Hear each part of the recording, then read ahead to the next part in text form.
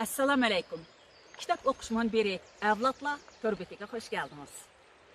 Ko'rayotganinglardek, bugun men bir ko'lning bo'yida, bu ko'l tog'lar o'tirsiga joylashgan bir ko'l. Bu ko'lni to'liq bir oylanish uchun odatda bir soatdek vaqt ketadi ekan. Men bugun to'liq bir oylanib bo'lgandan keyin Muşerden bir yaxshi bir o'rin tepib, sizlarga sarsanroqdan biroz o'qib berishni niyat qildim. Bu ko'lni ko'rgan vaqtimda Bug'da ko'li esim keldi. Mana boy dedim, bu ko'l menga Bug'da ko'lini eslitdi deb. Sababi bu yerdan kelgan suvlar mana mush tog'dagi qorlar erib tushgan suvlar.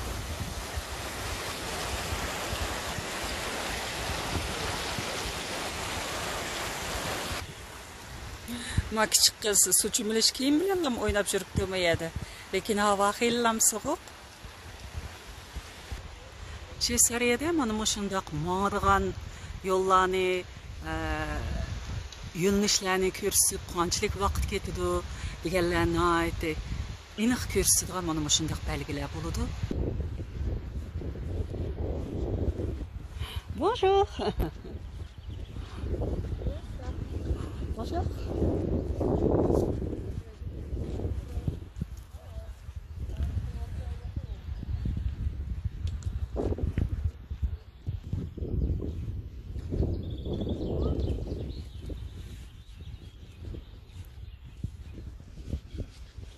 Bonjour. Bonjour.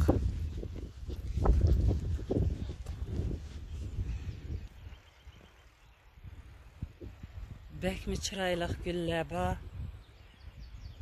Lekin isimlerini anca bilip yetmeymen.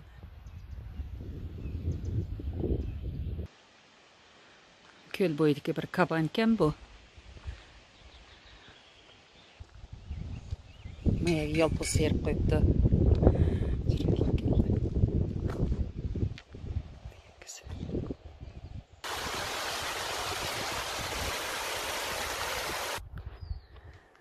Belbaqlarda yaşaydigan qeyrindaşlar belkim uzun bo'lgandi, ha? Qarag'aylarni, qarag'ashlarni ko'rib baxmaganda. Mana mav yangi chiqqanlari, mana shundaq. Chiroyli suv yeshil rangda bo'ladi. Shunchalik yumron.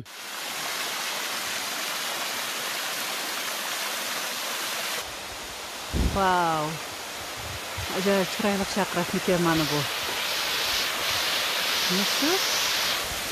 Tersin ötüp yenige kölge koyuladı da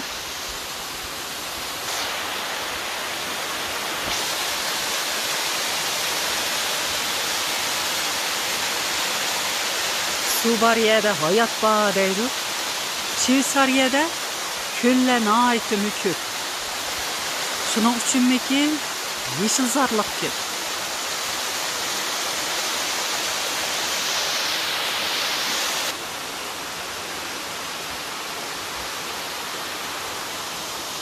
Terpilih çıkıvaylar ki. Evet, Xudayım buyursa, muş tağının çok sık çıkmış. 3000 metre egizlikteki muzluq çoqqa deydi. Evet de, Xudayım buyursa. Şeye çıkımız. Əpsus hava anç yaxşı olmaydıqanda qılıdı, qeyni görərimiz. Mana kitap oqışman berinin aziz müşterileri, sizlerning munbirimizga bo'lgan sadoqatinglarga tashakkur etish munosabati bilan imkoniyatim yor bergan ahvol ostida o'zim borgan, ko'rgan mana shunday chiroyli manzillarni har qitim kitob o'qishdan ilgari biroz kirgizib sizlarni bahrlantirishdi. Ko'lni bir oylanish undaq tas emaskan, ammo pinhon bir choy tepishsa tasga to'xtadi. Mana bu yerda men Ahad Turdining Sarson Ruh nomli romanining 4-bobi Qimorbozning hikoyasi degan bo'limni o'qib berdim. 4-bob Qimorbozning hikoyasi. 1. Kecha jimjit. Bir kun yo'l yurib argan karvan ochiq dalida gira bo'lib yotmoqda. Hammasi ig'ir uyquga ketgan. Dala jimliqini faqat ot uloqlarning bo'g'iz chaynagan ovozi bilan beab yetib qolganlarning xo'raklarla buzib turadi. Çöl asminiga oy chiqdi. Jiroq ufuqdan ko'tarilgan to'lin oy muallaq turib nur chashmoqda. Yulduzlarmi surlik osmon bo'shlig'ida jimmida chaqnamoqda. Atrofdan shabnam hidi ko'tarilib, Elimshoning o'yga qalbiga bir xil rohat tuyg'usi baxsh etdi. Texchi uxlamadingmi?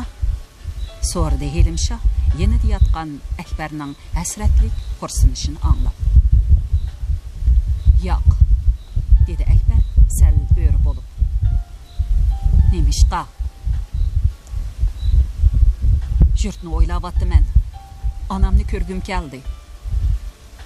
Onun ovozi miskin va titrangi edi.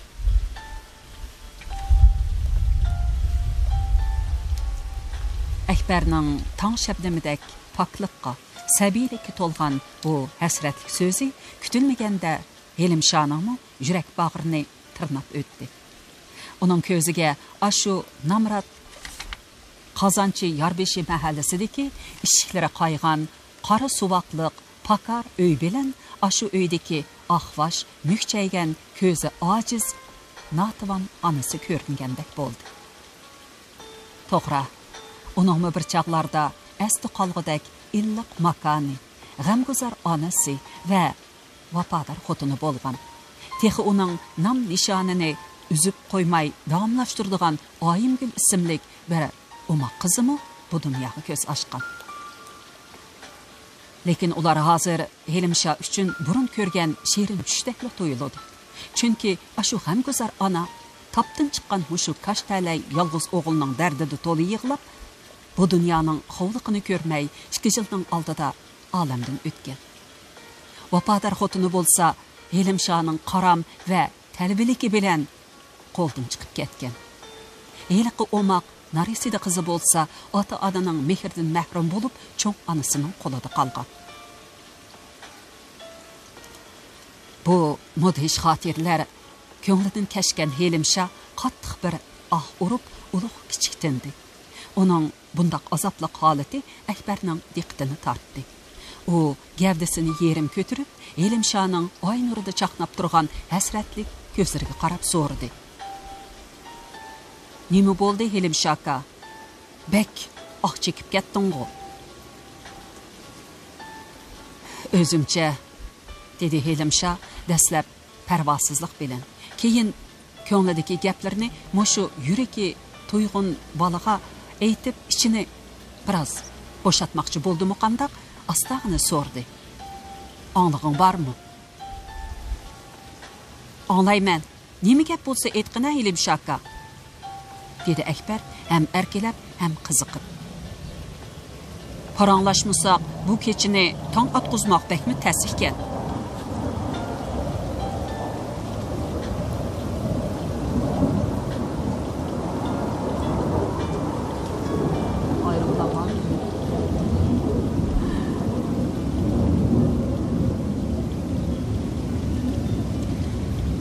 Elimsho yana bir qitim xo'rsindi. İç-içidan ko'tarilib chiqayotgan istirobli bir tuyg'u uni bearam qiladi. Dalada odamni andiktirguchi bir xil jimliq, xomushlik hukm surmoqda.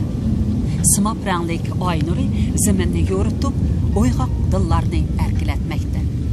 Elimsho mana shundoq jimliq va xilvat ichida hikoyasini boshladi.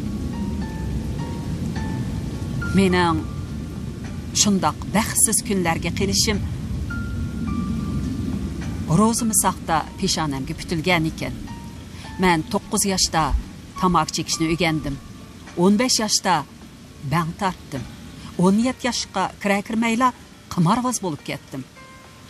Qimor degan qiziq nima? Ba'zida otliq kelib piyoda ketsin, ba'zida piyoda kelib otliq ketsin. 30 yosh kirgan vaqtimda to'rt darvozada nomim bor qimorvoz noch otilib ketdim. Orqamda bir necha choponchilar agishib yuradigan bo'ldi. Her qandığı məndən təp tartatdı. Məndək adam üçün aile təşvişi, balı çağı dərdi digənlər bir tiyin idi.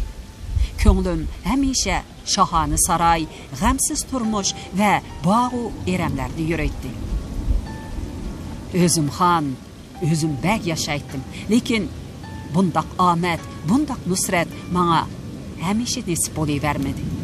2 yılның aldıdaki bir qitimliq çoğ tavkada bütün pullarımni yoqtup, ahırda xotunumni muftırıp etdim.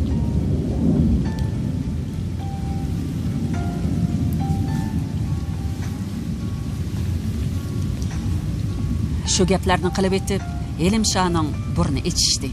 Közünün çanaqı qızardı, lekin yig'lamadi. Men onu yaxshi ko'ratdim. O 7 yaşlı kızım Ayımgül'nün anısı edi. Onu menden tartib eketdi. Qimarbaz degan öz gapida turmusi bolmaydı. Derdimni içimge yuttum, lekin bundaq uyatliq ishqa anam chedemedi. O kesel bolup yetip kaldı. Davalıtay deysem onu may 2 aydan keyin ölüp ketdi. Kızım bolsa tirik yetim bolup kaldı. Şu günlerde bek tushkunlashib ketdim. Jahon xalqiga aralashmaydim. Ata ana, xotun baladan ayrıldım. Urug' tuqqanlarimiz yo'q edi. O'zimga tuqqan, o'zimga ulpat edim. Ko'p o'ylagandan keyin ol Xudovandi Kerimdan boqiy olamga ketishni tiladim. Adam agarda Luqmandek uzoq umr ko'rsimi, Hazreti Sulaymandek cho'ng podshoh bo'lsimi, Rustamdek kuchlik polvon bo'lsimi, uning oqibati ajal changaliga tushadiganligini, bu taqdirni hech kishidan to'sib qololmaydiganligini o'yladim.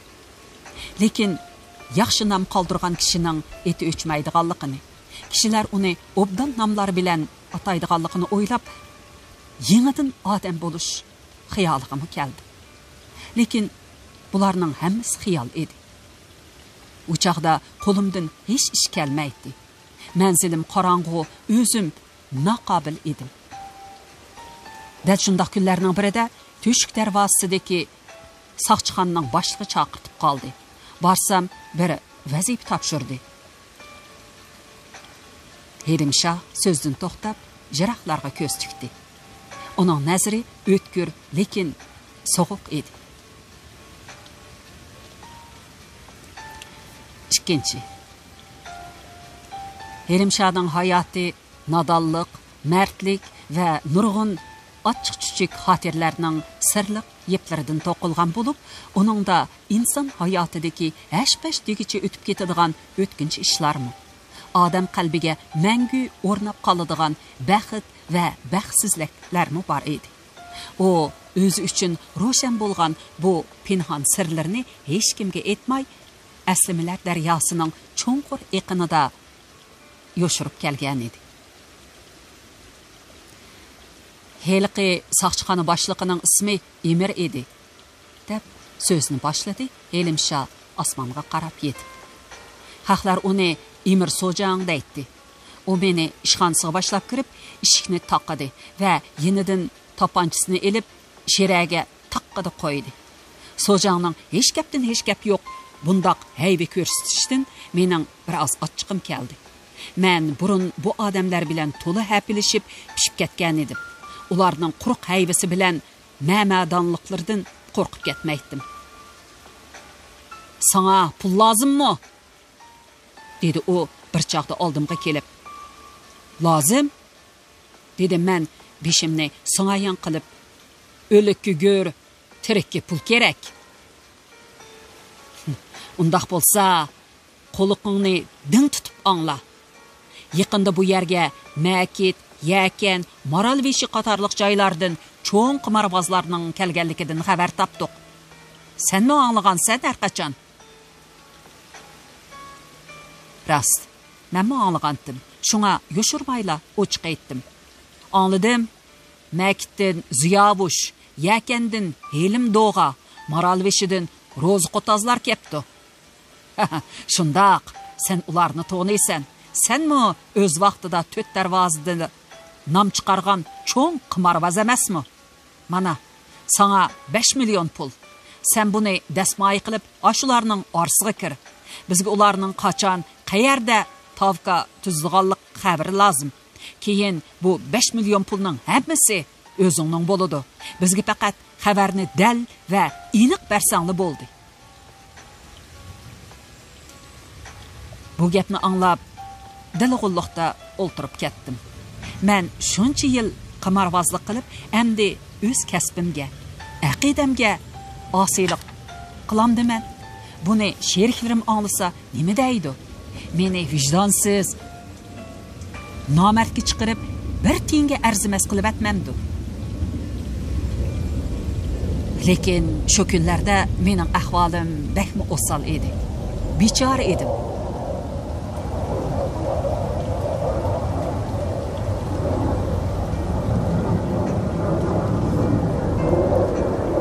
Ajab to'la aeroplan o'tib ketdi.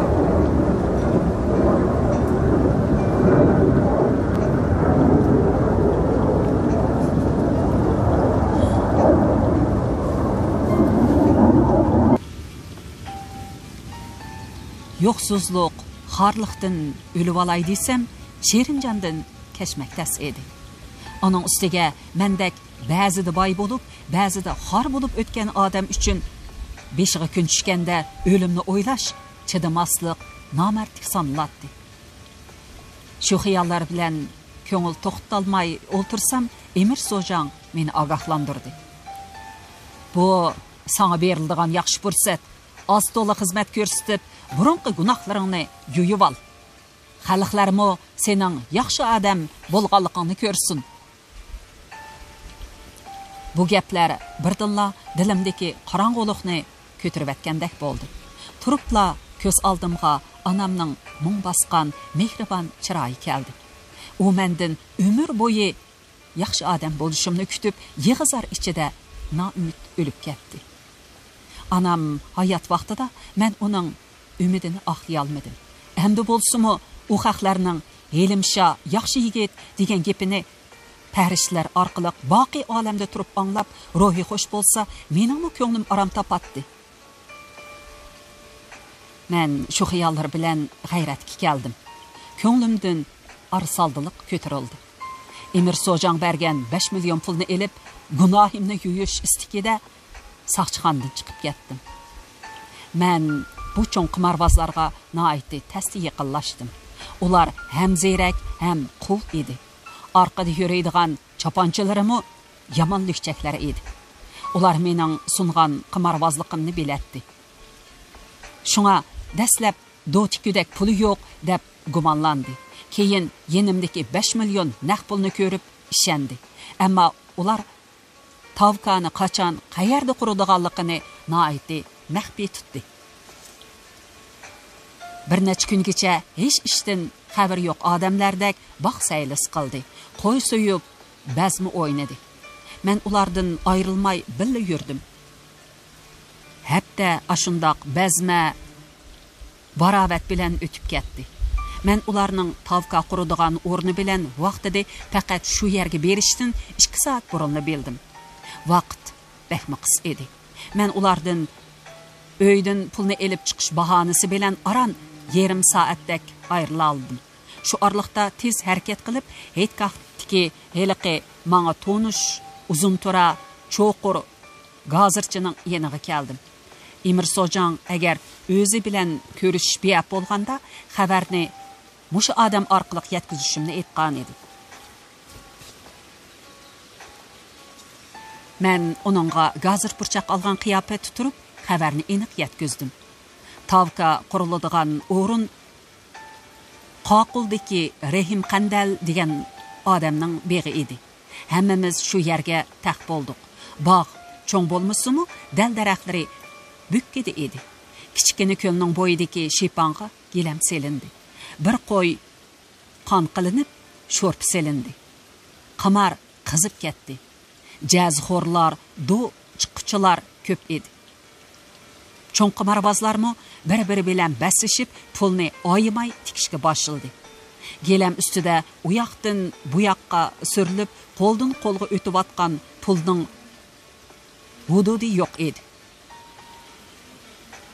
Utqanlar teximi qizib, "Ya Jamshid" deb maydisiga uratdi. O'tirganlar utish niyatida teximi asabiylashib, jonjahli bilan kirishib ketgan edi. Menmo 5 million pulni o'tirg'a tashlab, navbat kutib turatdim. Dal shu chaqda bog'ning orqa temi tarafidan pong-pong qilgan ovoz bilan tang soqchilarning tomdan ortilib, tushib, "To'xta" deb varqirg'inicha düpirlab kelib atqanligi anglandi. Hammaylar aloqsadi bo'lib ketdi. O'shiqlar, o'shiq peti, pullar, pul peti gelemning ustida qoldi. Qimorvozlar jenini qutuldirish uchun hech nimaga qaramay badar qochdi. Menmo ular bilan birga bog'ning oldi tarafidagi tomdan ortilib chiqib ketdim. Aradan 3 kun o'tdi. Hamma ish besiqdi. Sirtdan kelgan qimorvozlarmo dardini ichiga yutib, yurtiga tikivatdi.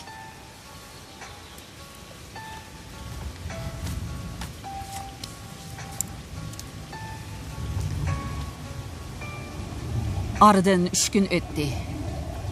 Hamma ish besiqdi. Sirtdan kelgan qimorvozlarmo dardini ichiga yutib, yurtiga tikivatdi. Shu chaqda men soqchixonaga bordim.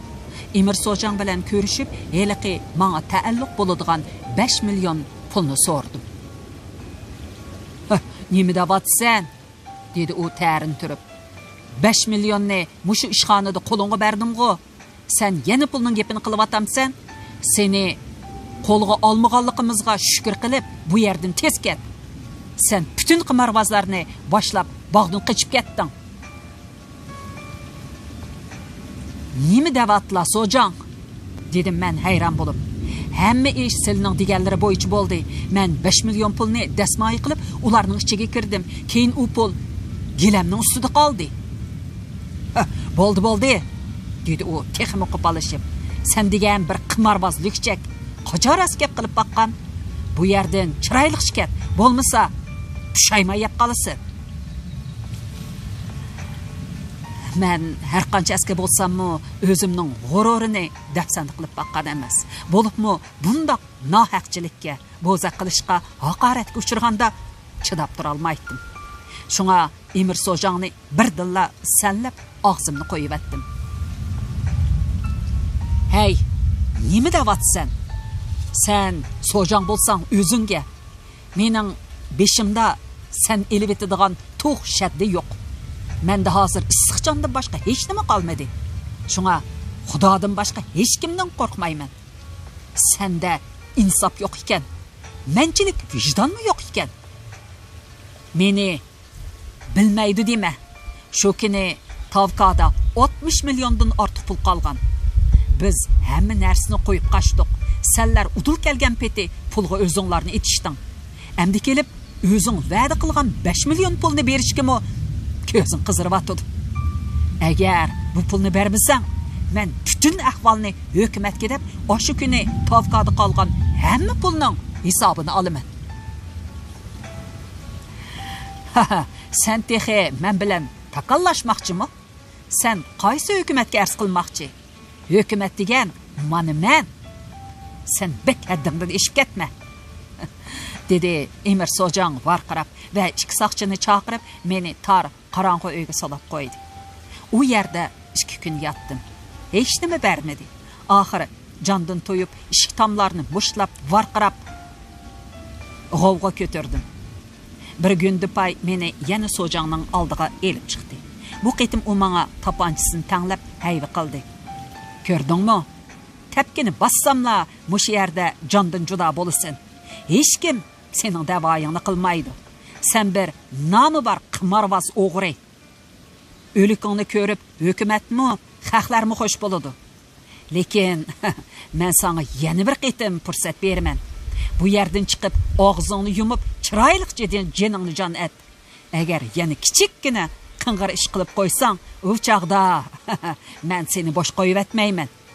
Bilib qo'y, men mush qo'ralim bilan mushu yerdagi hukumatning vakili.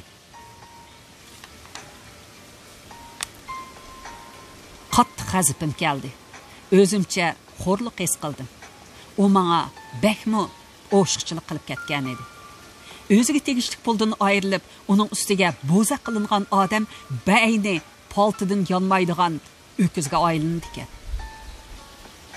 "Assang ota", dedim men maydarni ichib. "Odamni bundaqmi bo'za qilgan bormi? Bekardan 2 kun soliding. Bir temim suv, bir burda non bermeding.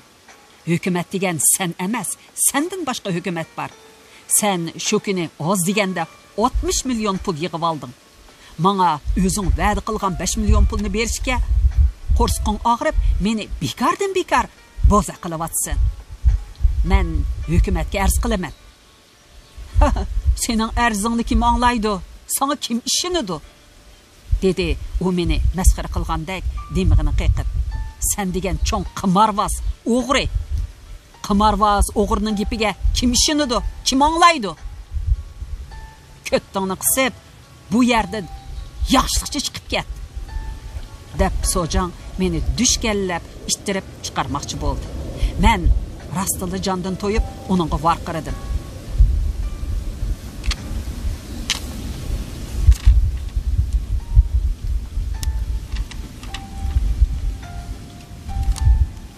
Men hech yerga mangmayman. Noch bo'lgandan keyin ot mushu yerda turg'izib jenimni ol. To'ydim bu jondan. Meni etib etib, buni nimishqa etibetding deydigan so'roq kelsa, buni dunyoda ups, o'chib yo'g'on bir bo'g'im keldi.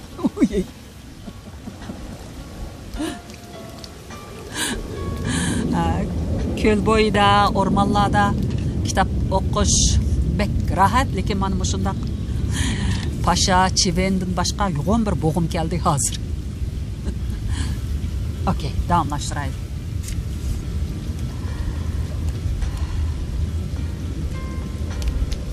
Meni etib, uni nimishqa etibetding deydigan so'roq kelsa, bu dunyoda ko'rarsan, bo'lmasa, men u dunyoda sendan hisob olaman, deb turib oldim. Mening paylimning yomonligini ko'rib, o sel boş edi. Yandaki uyga chiqib ketib, kimlar bilandu so'zlashib, bir chaqda eski qog'ozga o'ralgan 5 million pulni ko'tarib kirdi. "Mana, ola buni", dedi u doqqilgandek pulni oldimga tashlab. "Ikkinchi ko'zim ko'ringuchi bo'lma." Men pulni elib, "Bo'ldila, bu haq bilan hech vermay, endi yo'limga mangay", deb o'ylab ishxonadan chiqdim va soqchixonaning bo'ylasidan o'tib, cho'ng darvozaga bordigan qorong'u dalonga kelganda, nadindir 3 soqchi paydo bo'lib, hoy-to'y degicha qo'limdagi pulni tortib elib, dumbandan ittirginicha yonboshlarimga tepib, darvozadan chiqardi-da, eshikni taqib oldi.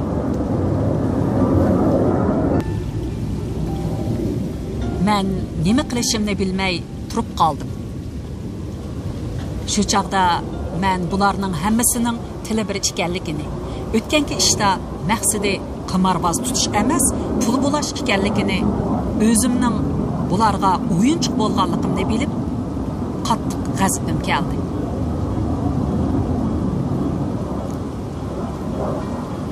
Ochiqimda darvozani qiqib varqirab, ular bilan yana elishmoqchi bo'ldim. Lekin bunda qilsam, bu yerga odam yig'iladi. Ular yana meni tutib, soqchixonani qalaymi qilashtirdi deb so'lab qo'yishi mumkin. Shunga men o'z-o'zimga aldirma Hilimsha, ular seni shundaq ahmoq qilib bo'zak etgan yerda senmi bir amallarni qilib ulardan dardingni olmabsan. Cho'qim ol deb hoy berdim. O'chelish xiyolda chora izlab bir necha kun o'tib ketdi. Bir kuni qum darvozada osh qo'rsoq oylinib yursam, 17 yoshlardagi put-qo'llari qasmoq, uruq bir bola qishimga kelib, "Aka, tapancha olamla?" deb asta so'rdi.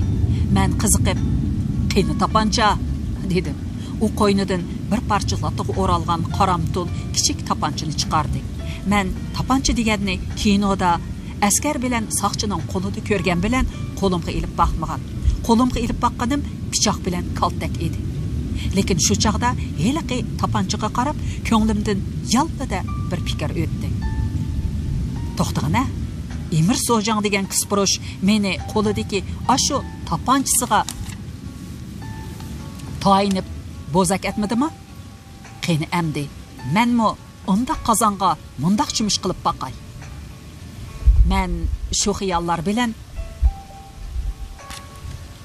heliqi baladan so'rdim. Tapanchang qancha pul ukam? O'qi bormi? 5 pay o'qi bor. O'q bilan tapanchaga 2 million berslari bo'ldi aka. Dedi bala asta pusurlab. 3 million beray, lekin nesi? Dedim men uni bir chetga tortib. U menga bir hayron bo'lgan, bir qiziqqan holda bir pas qarab turdi. Sen men tonimsan? Deb so'rdim uningdan. Toniyman aka, dedi u menga xeyli ishonch bilan qarab. Sili Elimsha degan nochshugu. Undaq bo'lsa, menga ishon ukam, dedim men uni xotirjam qilmoqchi bo'lib. 3 million pulingni nerisi 4 kun, berisi 2 kun ichida qo'lingga takkizaman. Gapim gap. Bugun tilxat desang, tilxat beray. Bala bir oz o'yinib turib, keyin tapanchani qo'limga berdi. Men sizga ishinaman aka, nochi degan gapida turadi. Men tapanchani elib qo'ynimga soldim. Heliqi baladan tapanchaning nerdan kelganligini so'ramadim. O kunlarda ba'zi askar va saqchilarning yo'shiruncha qurol-yaroq sotadigan ishlari bor edi. Men shu kunlar boshqacha yasinib Emir So'jangning iziga tushdim. Uning uyining to'ra yabog'ida ekanligini bilib oldim. To'ra yabog'ida ekanligini bilib oldim. Xato o'qib qoldim ekan deb qaravatdim. Atsi Emir uyda yo'q vaqtida divan qiyofatiga kirib, uning eshigi oldida sadiq tiladim. Uydan yosh, chiroyli bir cho'kan chiqdi. Bu uning ikkinchi ayolda qiladi. Cho'kan eshikni ichib, menga bir parcha non sundi. Men nihoyat tez nazar bilan uning hovlisini, mehmonxonasini va manzar uylarini ko'rib oldim. Keyin qo'shnilarining ahvolini kuzatib bildim. Emirning uyiga kirishning birdan bir yo'li qo'shnisining eshigi oldidagi ujma daraxti orqali avval qo'shnisining o'g'isiga chiqib, siraj tomdan ortilib, ondan uning o'g'isiga tushish edi. Emir So'jang har kuni xotini bilan manzar uyida yotadi. 3-kuni kunduzda qin-qin bozoriga berib, u yerdagi bir tonishimdan saqchilarning ko'ni chapini bilan shapkasini nesiga oldim. Kechda Emir So'jang toki uyiga kirib ketguncha orqasida yurib kuzatdim va yerim kechigacha shu mahallada oylinib yurib, jesakchilarga uyquga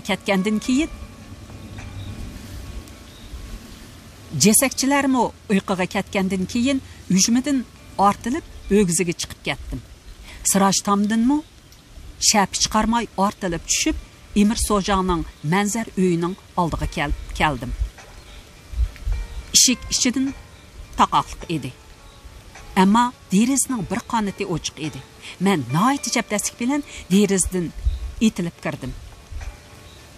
Emir So'jang uyquliqda undarab qo'rqib, "Kimsan?" deganicha hodiqib ketdi. Men uni ostimga basmaqtab tapanchani peshonasiga tiradim. Emir titrab ketdi. Xotini qo'rqib varqirmoqchi bo'lib edi, og'ziga lo'ngi tiqib chiroq yiqishini buyurdim. Xotini yavaşlik bilan berib panarni yoqdi. Ondan men uni bulongdagi qoznaqqa solib etdim. Emir So'jang, dedim men. Endi uni erkinroq qo'yib, pulga turamsan, jong'imi? Jonga, albatta jonga, dedi u titraki texchi besilmay. Undaq bo'lsa, uyingdagi naq pulning hammasini chiqar. Bo'ladi, dedi u dodoqlab. Lekin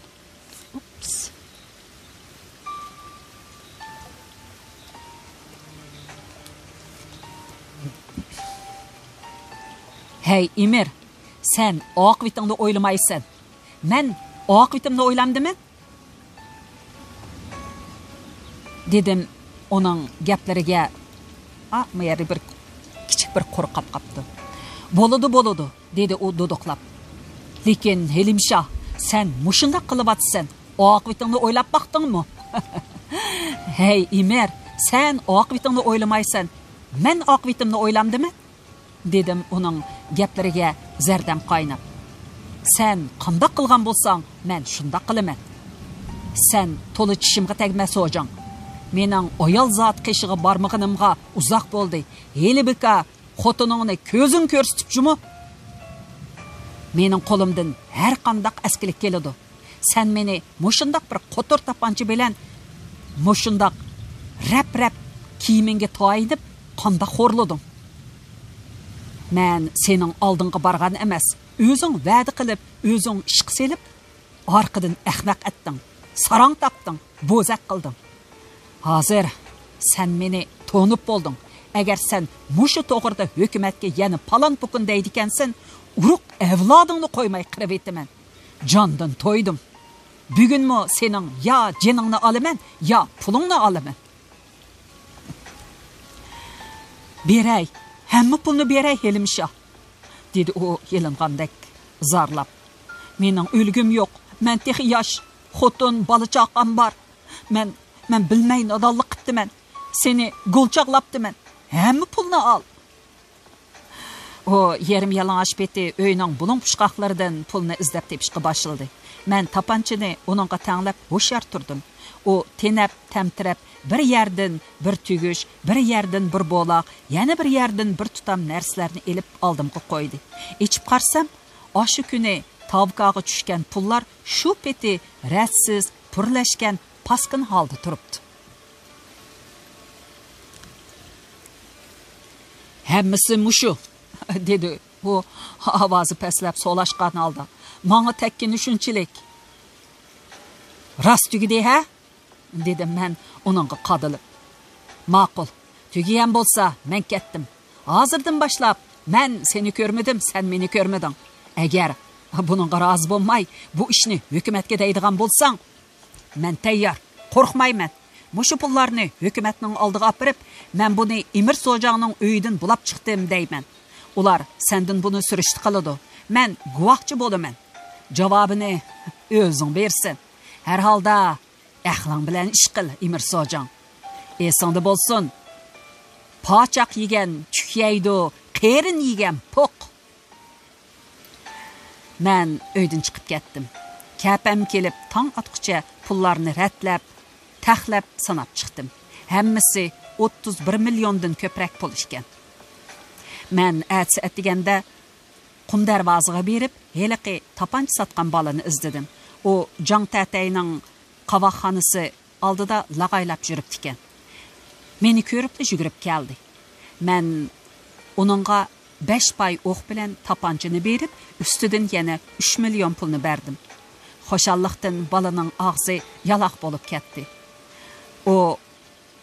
U yerdan yenib, qimqim bozoriga berib, heliqi soqchi kiyimini bergan tonishimga kiyim bilan billa 1 million pul berdim. O hayronlikda og'zini ichib, kecha tozuvtibsanda, omtin kepti, deb rahmat etdi. Shuningdan keyin men 2-3 kungacha qandoq qilish, buningdan keyingi hayotimni qandoq o'tkazish to'g'risida qattiq o'ylandim. Bir shaytinim darhol ko'ni qimorvozlarning yeniga berib, tavqa qurib, qo'zini po'zi qil. Senmi birsining xotinini utval deb undaytdi. Yana bir shaytinim bo'lsa, endi bas, qimor o'ynab nima topding? Uttirmagan niman qoldi? Anangning ruhi qo'rinmasin. Endi yaxshi yo'lga mang, savobli ishlarni qilib, Xudodan gunohingni tila, deb ogohlantirdi. Shundoq arsaldi kunlarning birida choyxonada choy ichib o'ltirib, xalqlardan palonchi pokunchilarning bu yil hajga bordiganligini, hukumatdan yo'l xati ololmagan yana kimlarningdir chegaraga berib, shu yerdan pul bilan o'tib ketganligini anglab, ko'nglim vallada yo'rib ketgandek bo'ldi. Menmi bir musulmon. Xudoning farzlarini bajo keltirish majburiyatim bor. Xudo menga bu pulni nasib qilibdi. Endi uni o'ng sepida ishiltib, xor zarliqdan qutulib, haq joyiga xajlay deb hash qilish niyatiga keldim. Bir kuni sarrab bozorga berib, qo'limdagi naq pulning hammasiga 27 tilla oldim. Nikolayning 10 so'mlik bir tillasi 1 million ekan. Qolgan parcha-purat pullarga kiyim-kechak elib safar tayyorliklarini qildim. Niyatimga yarasha safarim oq yo'lliq bo'ldi. Mana sizlarga o'xshash yaxshi odamlar bilan hamroh bo'lib qoldim. Helimsha hikoyasini tugitib, birdam o'ltirib ketdi. Ondan Akbar boyila yoqqan gulxondagi lo'qirab kuyayotgan o'tga tikildi. Uning yosh yuqi bilan sal-pal namlashgan ko'zlarida o'tning o'ynoq sho'lisi jilbalandi. Çöl osmonida yulduzlar sus chaqnaydi. Yaqinlashib kelayotgan tong havosi urilib, uyg'oq karvonning ko'ksiga salq shamol tegdi.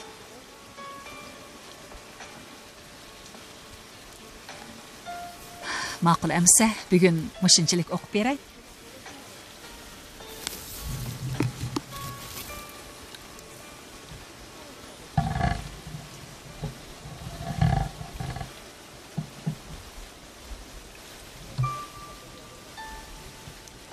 Aman bo'ling. Kelar qatim ko'rishaylik. Xo'sh.